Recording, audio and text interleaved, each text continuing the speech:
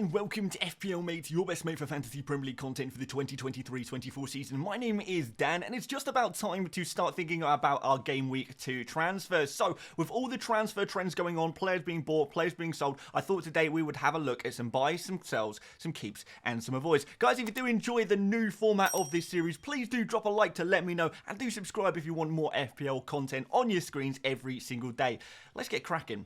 Okay, so quick look at the rules. And buys are players you probably don't have but should consider bringing in. Sells are players you probably have but should consider removing. Keeps are players you might be thinking of removing, but I think you should keep them. And avoids are players that are pretty hyped up right now around the FPL world, but I think they are potential traps that should be avoided. We're going to have 4 players in each category, 1 from each position. Let's start off with some buys. A quick look through some of our predictions from Game Week 1's buy, sell, keep, avoid video. I think we did pretty well overall. Our buys were Johnston, Chilwell, Madison, and Watkins, and all of these players got at least 1 return each. So yeah, I feel like we did pretty well that way. Our sells, Ramsdale, Trippier, and Enciso, and Nkunku all blanked. Nkunku and Enciso obviously doing pretty much nothing. Enciso 1 point, Nkunku with that injury as well. Our keeps, Onana 9-pointer, perhaps a little bit fortunate though there. But Stupinian did really well. Haaland did very well. Bruno Fernandes not so good. So 1 miss so far. That's not too bad, I guess. And our sells, of course, or our avoids, Pickford 2 points, Zinchenko 0 points, McAllister 1 point. So really poor kind of players in that first game week. Didn't do so well, so we called those ones right. And we got Ferguson as well, but he did come off the bench. I kind of predicted he wouldn't start the game, which was kind of half right, but he did come off the bench and score a goal, so I have to take the L on that one as well. So overall, out of 16 players, predictions for Game Week 1, 2 wrong, 14 right. That's pretty good in terms. So I feel like a good start to the buy, sell, keep, avoid predictions. I don't know if I'm going to do this kind of looking back at the players every single game week, because I feel like we probably need to judge players on more than just one game week, but I thought I would just give you an idea of how our predictions went for Game Week 1. Okay, so first, having a look at the more defensive players, I am looking at Sanchez as probably the best goalkeeper to pick to go for right now. Usually, I don't recommend a goalkeeper transfer, but if you feel like you are forced into that situation, Sanchez is definitely the goalkeeper I would be going for right now with these amazing fixtures coming up. 4.5 million for a starting Chelsea goalkeeper is definitely not anything to laugh about. It is a really good opportunity to get into the Chelsea's defense with a nailed-on player, guaranteed points all the way through. We've got West Ham, Luton, Nottingham Forest, and Bournemouth as the next 4 fixtures. So amazing fixtures for Chelsea coming up. You imagine that all of these are opportunities for clean sheets. So if you can get a nice cheap Chelsea goalkeeper here, I think that is definitely something that you could possibly do. Just love the price on this one. You rarely get an opportunity like this. It's very fortunate that he's transferred during the season that we can actually get this kind of bargain, this kind of offer. We've got Chilwell here as well, who's gone up to 5.6 million, but I still feel like he is a must buy. He is probably my #1 transfer target recommendation for you guys for Game Week 2. Obviously, I also recommended him in Game Week 1 as well, because I just thought he was just such a good pick. You just had to go for him in Game Week 1, but a few people kind of a little bit nervous about that one. But hopefully after seeing that first game against Liverpool, seeing Chilwell playing essentially as a left winger, the same kind of position roughly that he's been playing in pre-season, it's very clear that Pochettino sees him as a very attacking player, and therefore he's going to get plenty of attacking opportunities despite the fact he is listed as a defender. So a real cheat code for you guys. Really unlucky not to get more out of that game. Had a really good opportunity to score, and also had a goal ruled out for offside as well. So that's in addition to his assists. So we're going to get lots of opportunities for goals, assists, and with these fixtures, clean sheets as well. So a super player to go for. Chilwell could be one of Chelsea's main goal-scoring threats, which is very rare to say about a defender. So another real opportunity here to go for him. James Maddison is my midfield buy. Really impressed with him in that first game. Again, another player I recommended in Game Week 1 as a buy, but I'm going to put him in Game Week 2 buys again as well, because I just feel like, yeah, if you didn't believe it before, maybe you will believe it now, that Maddison really does look like a very good pick. And Manchester United at home, although that does look like a difficult game on paper, I did see that Manchester United conceded a lot of chances. They conceded a huge amount of XG. Wolves super unlucky not to score in that game, and I feel like against a slightly better team in Spurs, a slightly better attack, then maybe actually the attack of Spurs could do some damage here, and Maddison seems to be the most dangerous guy on those attacks because he is creating so much. He is on all of those set pieces. He is obviously taking a lot of shots as well, particularly from distance. So yeah, definitely a player that we want to be having a close look at over the next few game weeks. If you're not getting him for Game Week 2, then surely you've got to get him for Game Week 3 at the very least, because Spurs fixtures after this one do look really nice as well. But like I said, Man United looked kind of weak. I would be happy to go 1 week early on Maddison. And Nicholas Jackson is going to be my pick of the forwards, actually. I thought he was very impressive against Liverpool, like getting a lot of opportunities to score. 1.1 XG in that game, but he was up against Alisson, who's obviously a very, very difficult goalkeeper to kind of play against in the 1v1 situations. But yeah, lots of really positive signs for Nicholas Jackson. And when, again, we look at these Chelsea fixtures, I know I'm recommending a lot of Chelsea players right now. You might mistake me for a Chelsea fan, but look, the fixtures are phenomenal. Jackson is a really, really cheap at 7 million. And I thought there was lots of positives to be taken out of that first game for Chelsea. And Jackson in particular seems to be that main goal-scoring threat who could get some goals in some slightly easier fixtures. So again, West Ham away is not the best fixture in the world for Jackson because I feel like as an attacker, this is a little bit tougher. But Luton after that, Nottingham Forest, Bournemouth, these are fixtures we really want to have Jackson for. So go 1 week early if you're looking for a new striker to go for right now. Jackson is your guy. Raya is the guy to sell. It looks like he's completed his move to Arsenal now, but we don't know how much game time he is going to get. I know a lot of you guys did pick up Raya, kind of looking at the high score he got last season, would be looking to sell him now, just until we get a better idea of how much game time he is going to be playing. Raya is more of a first wild card kind of goalkeeper. I don't think he's going to come in and replace Ramsdale straight away. And on FPL, he's still actually listed as a Brentford player, so that's kind of interesting. But yeah, take the loss, take the hit on Raya. Doesn't look too good. Another player you need to kind of take the hit on is probably Trippier.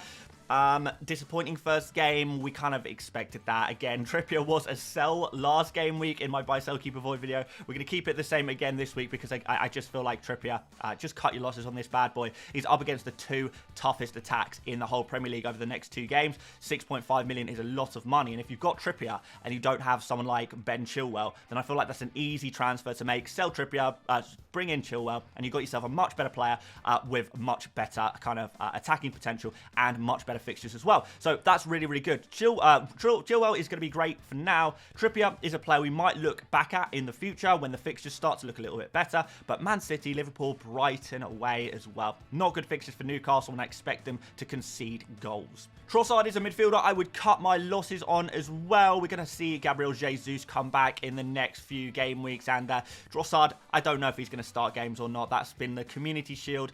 He's been on the bench. This first game in the Premier League, he's been on the bench.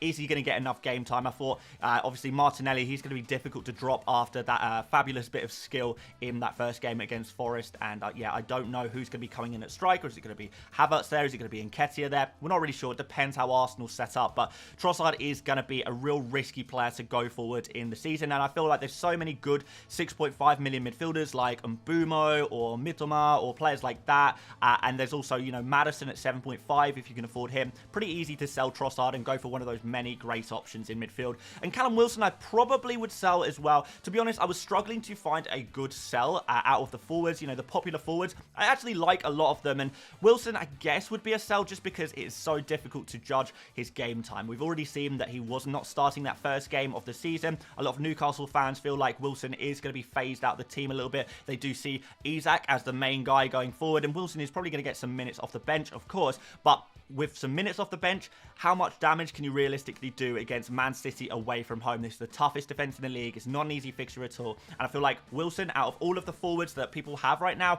he would be the guy I would be most comfortable with removing from my team. Ramsdale is a keep. I know a few people disappointing about the Game Week 1 score, but Crystal Palace away followed by Fulham at home. These are two of the weaker attacks in the league. Possibly, you know, maybe even like bottom 5 weak attacks in the league. So we should see some clean sheets, hopefully, from Ramsdale over the next couple of game weeks. Don't think Raya is going to come in straight away. And if you've got Turner on your bench, maybe he can come in and cover Ramsdale if things go wrong anyway. But yeah, really like Ramsdale for the next couple of fixtures. We've got that Everton game in Game Week 5 as well. So there's going to be some opportunities for some more clean sheets. Wouldn't be giving up on him quite yet. And I would keep John Stones. It looks like he is going to be actually available for Game Week 2, having done a little bit of research here. Obviously, as I record this video, we have got the Super Cup to come for Manchester City. So after that, we might get a better idea. But if Stones is, you know, in the squad, on the bench, maybe even starting, and I think he might be, then that's going to mean that he is going to be starting, hopefully, against Newcastle. I feel like Stones is one of those slightly more nailed on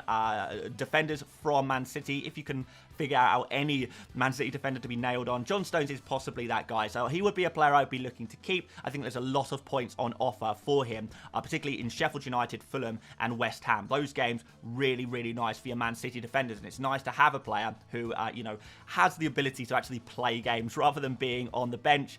Yeah, when Stones is back, he will be a great pick. Don't beat yourself up too much over that first game. It was, no one really knew he was injured. It was a difficult one, but he should be back very, very soon, probably this game week. So I would be looking to keep Stones. But if you are thinking about removing Stones or removing like Gabriel or someone like that, I do recommend you go check out my video yesterday, or my stream yesterday, when we spoke about some defensive replacements that you guys can go for, as well as some De Bruyne replacements, some midfield replacements as well. So yeah, if you're thinking about removing Stones, then fair enough. If you want to hear more about Gabriel as well, check out yesterday's stream, and we'll talk about him in a little bit of detail in that video, or stream replay should I say. But Stones I would keep.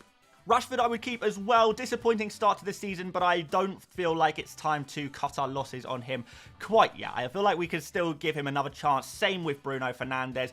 These kind of players I would say are keeps, because the Wolves game was disappointing, yes, but Rashford, we did see him get a couple of opportunities there. He took 4 shots in that opening game, and I feel like the game against Spurs is a game that suits Manchester United a lot more. In terms of Manchester United's playing style, I feel like that is the game that would suit them a little bit better, and I can see a fairly high-scoring game in that game. I can imagine another 2-2, and if it's going to be a 2-2, it's going to be players like Rashford, it's going to be players like Bruno Fernandes that are going to be involved.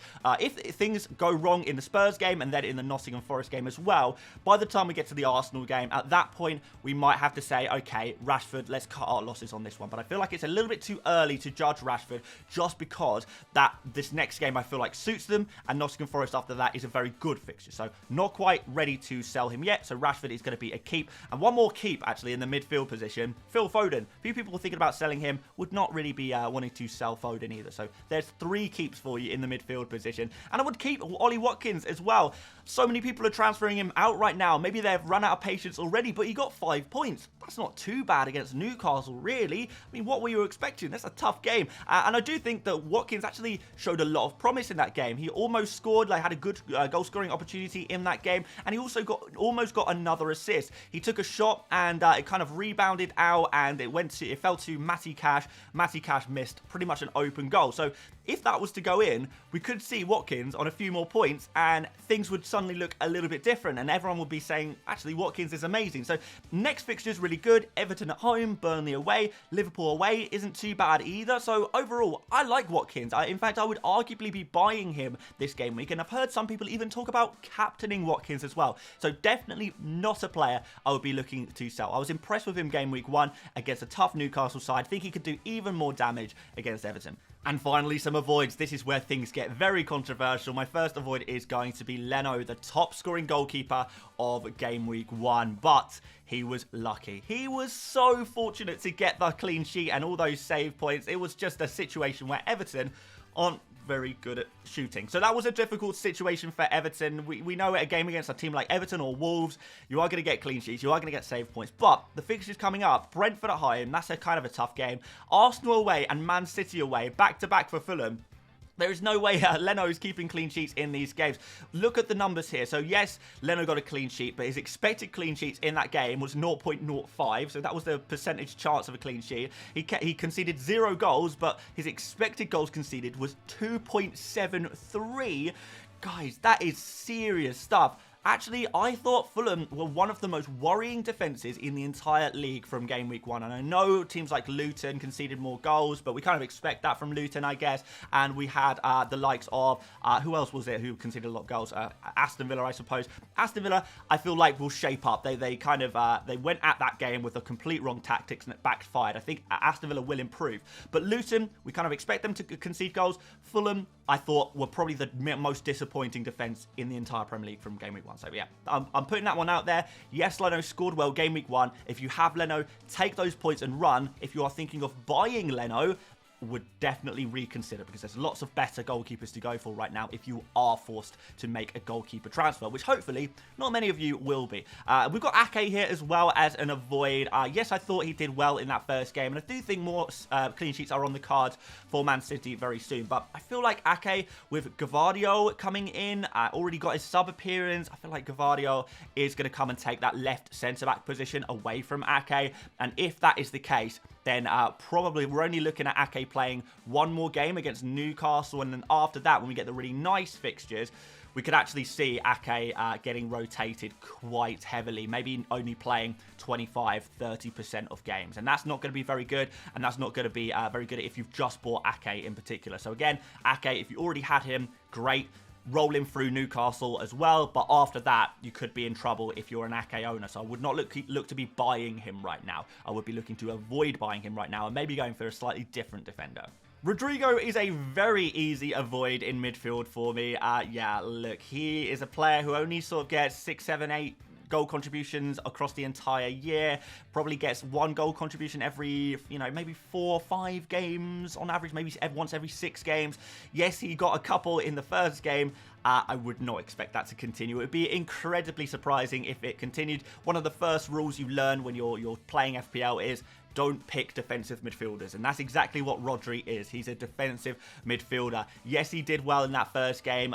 Both of those goals and assists that he got were directly off the back of set pieces. That is not necessarily going to happen every game. So in the future, I would be worried about Rodrigo. I'd be worried about his ability to get FPL points. So I know a lot of people are tempted by him. They see a cheap player scoring a lot of FPL points in the opening game week. Well, it's unlikely that that's going to continue. We have to look historically at Rodrigo, just not the kind of player he is. So yeah, definite avoid for me. No way I would be touching him. You will be very disappointed if you think that's going to happen every single game week. It is just not. No way. You really think Rodrigo is going to go head-to-head with Erling Haaland for attacking returns across the season? No way. We've got Isak as an avoid here as well. Would not be looking to pick up a forward ahead of a Manchester City away fixture. That is the toughest fixture of the season for any forward. Best defense in the league. Even if you think Isak is prime, Thierry Henry can score against anyone, yeah, maybe he can. But at the same time, we're looking at 65 minutes. We're looking at 65, 70 minutes against Manchester City, because we know that even if Isak starts, and that's not even a guarantee either, maybe Wilson starts, there is a chance of that happening as well. Even if Isak starts, he gets 65 minutes, 70 minutes against the toughest defense in the league. That is not a good time to buy Isak. After that, we could definitely have a look at him. Liverpool at home is maybe an opportunity to go for him there, but certainly from game week 6 onwards, that's where I would be really strongly looking at Isak as a pick. But right now, I know it's very tempting to just go for the players who scored the most points last game week, but we've got a sample size of 1 game week so far. We need to consider the fixtures. We need to consider rotation. We need to consider so many other things rather than just picking the players that scored the most points. If FPL was that easy, then anyone could be good at it. So we need to think about this one a little bit more. Rodrigo and Isak, don't expect them to repeat their feats of game week 1 in game week 2, unfortunately. And I think that's going to be the key message of today, guys. It's just, yeah, just because a player scored a lot of points last week, it doesn't mean that's going to happen in the future. We need to identify good performances. We need to identify good matchups, and hopefully we're able to do that. Hopefully a lot of you guys won't need to make transfers anyway. I would be trying to hold that transfer and roll it into game week 2 if you can. Remember, the players you picked for game week 1, you picked them for a reason, so don't let one game put you off too much. But alternatively, if there's been a major change in strategy from the respective teams, if the fixtures look really bad, if you were just going for a 1-week punt maybe, or if the player is now suddenly rotation risk, like the case of Gabriel, for example, or, you just you've looked at your player and you think, hey, I've made a mistake, or you've got an injury. If you've got an injury, those are good reasons to make a transfer for game week 2. But aside from that, don't feel like you have to make one if you don't want to. It's fine to just roll that transfer into game week 2 and just go with your initial game week 1 squad. Hopefully you guys pick that game week 1 squad for more than just 1 game week, so it should still be good for game week 2. But obviously I understand that there are certain situations that may warrant a transfer, and if that's the case, go for it. Definitely an opportunity here for you guys to pick some of the best players that we saw from game week 1. So there we go.